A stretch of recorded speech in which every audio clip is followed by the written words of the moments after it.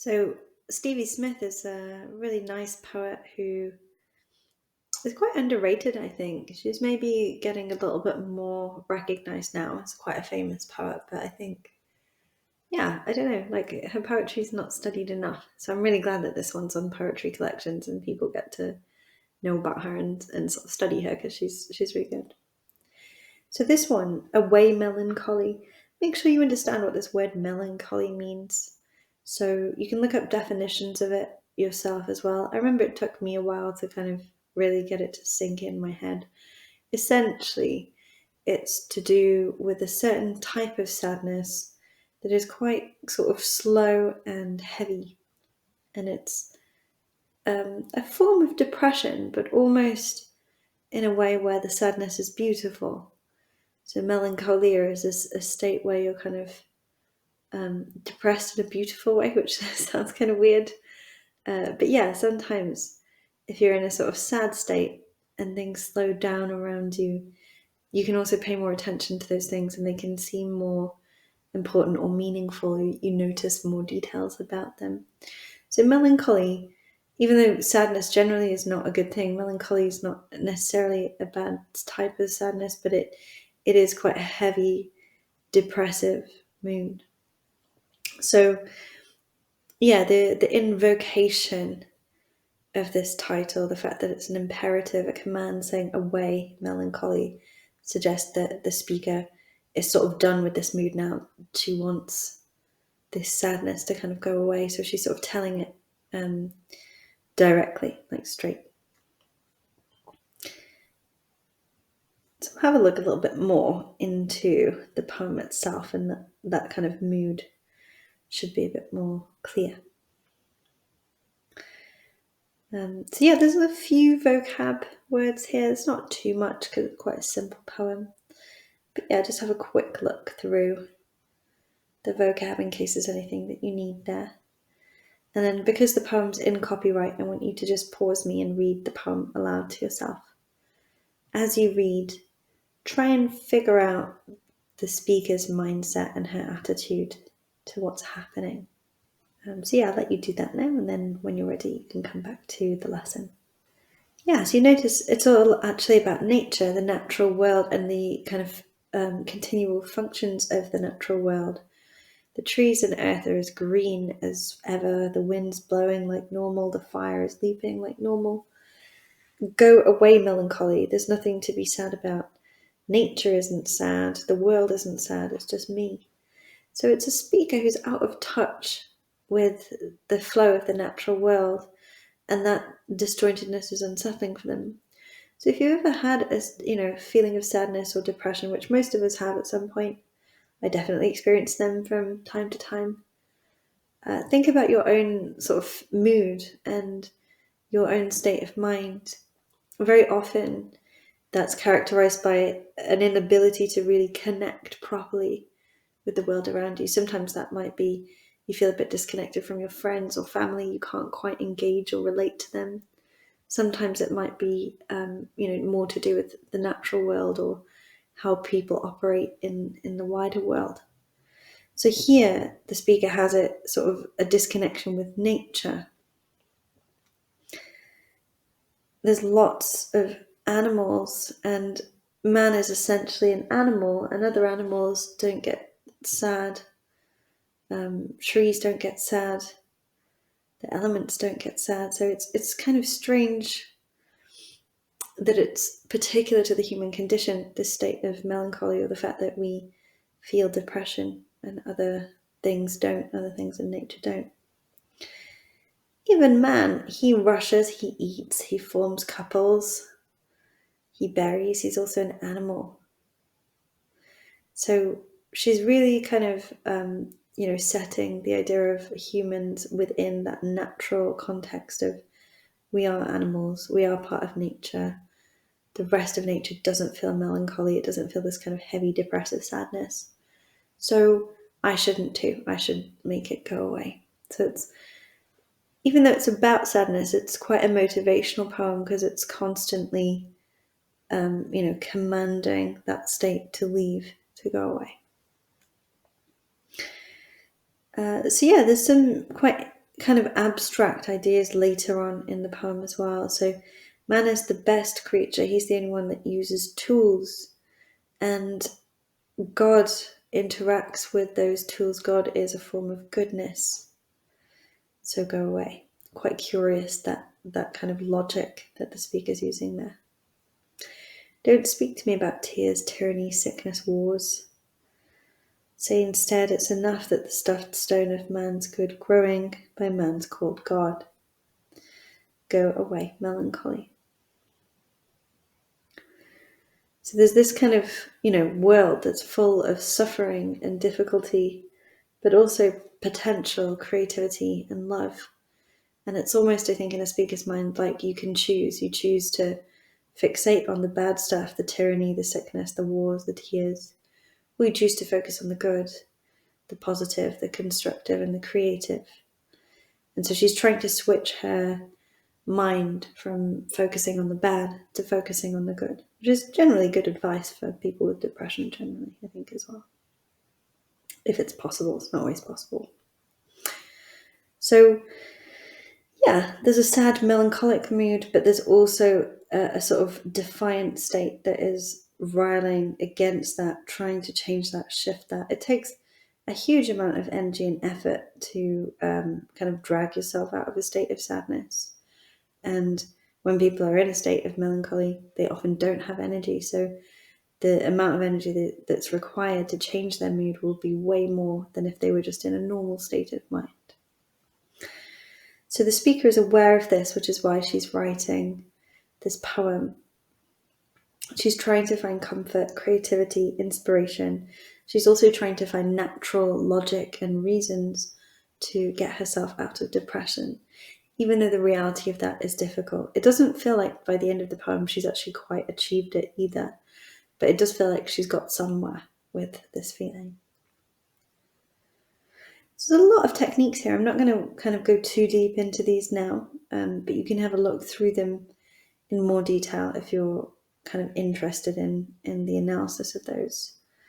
One of the main ones, I think, is the personification of elements of nature. So wind blow, fire leap, but also the ant is busy, the trees are green. So that all the different bits of nature are given their own characters.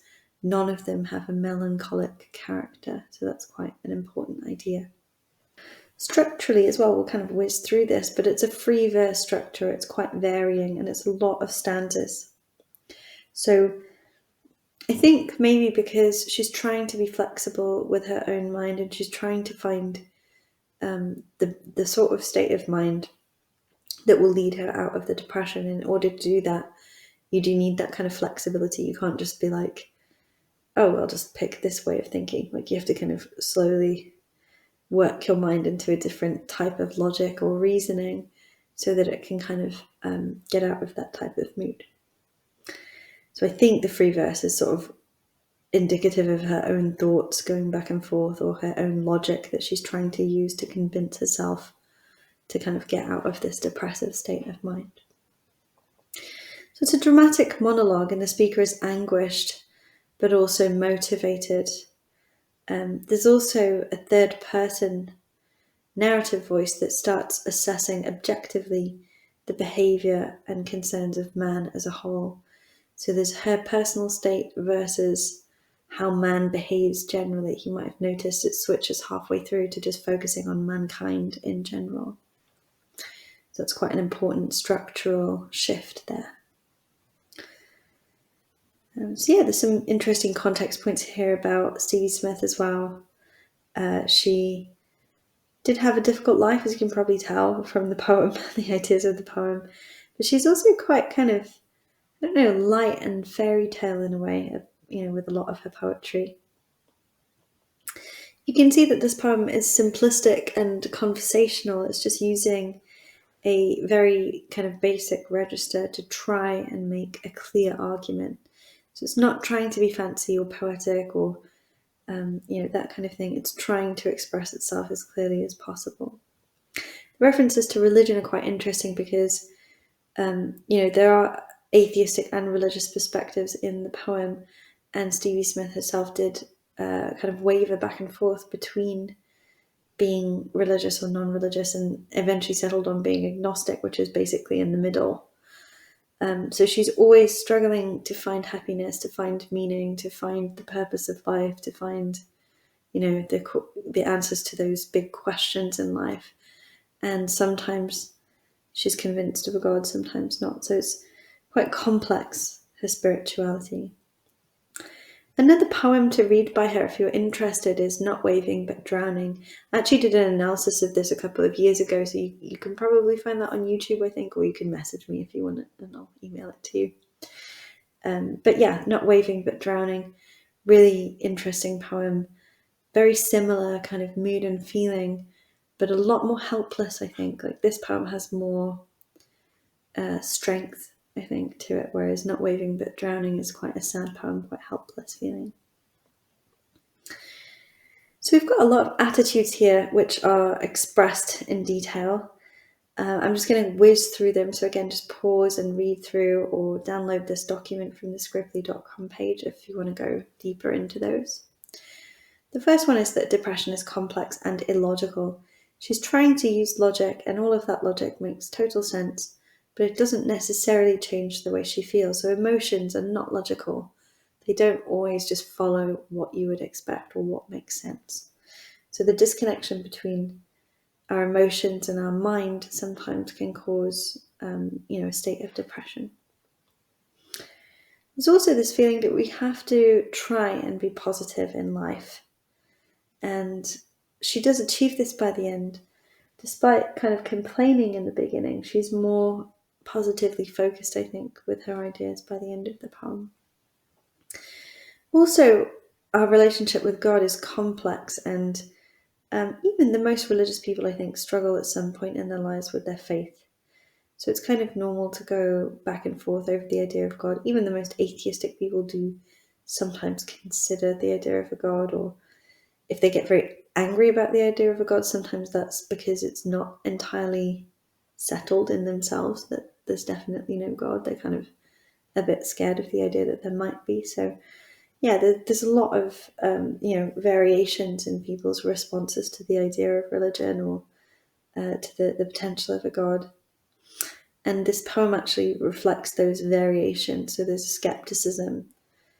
People just call God good, and they make tools, and then they say, oh, God is present in the tools. And it's not really true. So it's that sense of like, we make something, humans are capable of making something or doing something quite wonderful, but then we try and explain it, through God. Also, this idea, can God's stone of man's thoughts be good? So God turns into a stone at this point, and is a stone of man's thoughts, which is kind of something heavy, maybe a raw material. There's a lot of different ways that you can think about that line. Why is God a stone of man's thoughts? What does that mean? And can that be good? Is a stone good? So yeah, quite a difficult abstract line that could mean a lot of different things. And then eventually she just keeps saying, well, regardless of all of this, I want my sadness to go away. I want my melancholy to go away. Whether there's a God or not, whether the God would help me or not, still need this sadness to go.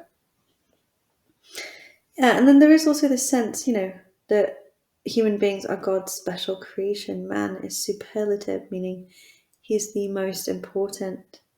He is the only one who can create tools. He is, in many ways, a superior being.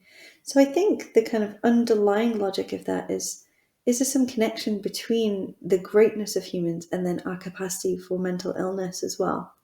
Very interesting question that she's raising there, about something about the fact that we can do a lot more, or be a lot more than other animals, makes us maybe pressurize ourselves to a point where we can also have a lot more psychological problems like anxiety, depression, which are perhaps results of our capability of complex thought. So yeah, pretty difficult argument there, but hopefully you kind of get what I mean by that. So there's one of our normal scribbly tasks, which is to kind of make mind maps on these themes. So feel free to do that in your own time. This one I think is a very important task, so I'm going to mostly focus on this one. What do you think is your life's purpose? So, not an easy question, and I don't necessarily expect you to 100% know by the end of this task.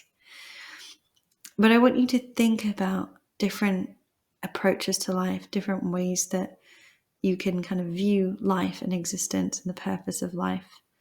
I think this poem is firstly about depression, but secondly, the underlying message is about purpose, because if the speaker finds a purpose or meaning, or if she finds a philosophical stance or religious stance that she can then hold on to, it feels like that would actually shake her out of her depression, because there would be some sort of, thing that she can latch onto that really helps settle her mind or gives her a focal point or a framework for life, which is why she's interested in this idea of God and how humans view God, but also can't quite bring herself to fully commit to the idea that, God exists.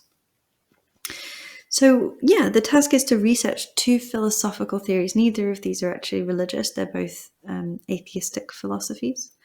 The first one is nihilism, and the second one is existentialism. They're kind of opposing approaches to life, especially life in the modern world. So think about which one makes more sense to you and why, and relate that to your life's purpose. So if you're going to manage to do one of the tasks that I set today, this is the one that you should really do. I think this will help you the most in your life generally, as well as help you understanding the poem on a deeper level. Hopefully you have fun with that. It can be scary, but you can always change your purpose in life. You can always, decide later on that it was nonsense and you have a completely different purpose now. You don't have to stick to it for your whole existence. But the act of trying to figure out your purpose or your meaning in life really does, it kind of like helps you in so many ways, I think. So it's a useful task to do. And then there's some slightly less meaningful but still important exercises to do here. So these little exercises will open up your understanding of the poem, and they will develop what's called your personal response to the poem as well. So you will get more of your own response, which then when you write an essay will make more complex ideas come out or better analysis come out. Have a go at these exercises as well. When you're ready, you can plan and write one or two of these essay questions. So, interesting poem. Seems very simple on the surface, and the more you go into it, the more it makes you think quite deeply about everything. So hopefully you've, found this lesson useful personally for yourself, as well as, for understanding the poem itself.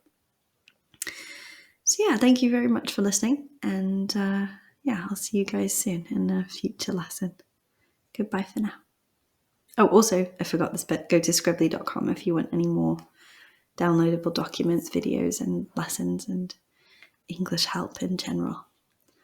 Thank you for listening, and bye for now.